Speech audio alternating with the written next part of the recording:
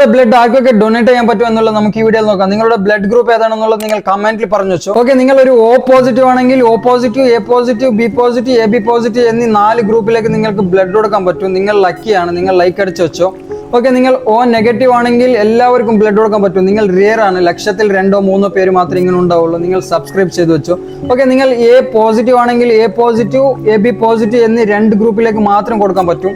Okay, നിങ്ങൾ A negative ആണെങ്കിൽ 4 ഗ്രൂപ്പിലേക്ക് നിങ്ങൾക്ക് ബ്ലഡ് കൊടുക്കാൻ പറ്റും. A positive, A negative, AB positive, AB negative എന്നുള്ളവർക്ക്.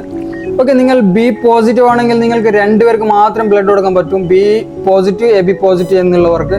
ഓക്കെ, B നെഗറ്റീവ് എന്നുള്ളവർ B positive, B negative, AB positive, AB negative എന്നീ 4 ഗ്രൂപ്പിലേക്ക് ബ്ലഡ് കൊടുക്കാൻ പറ്റും. ഓക്കെ, നിങ്ങൾ AB പോസിറ്റീവ് ആണെങ്കിൽ AB പോസിറ്റീവ് എന്നുള്ള ഗ്രൂപ്പിലേക്ക് മാത്രം നിങ്ങൾക്ക് ബ്ലഡ് കൊടുക്കാൻ പറ്റും. ഒറ്റ ഒരു വ്യക്തിക്ക് മാത്രമേ നിങ്ങൾക്ക് ബ്ലഡ് കൊടുക്കാൻ പറ്റൂ.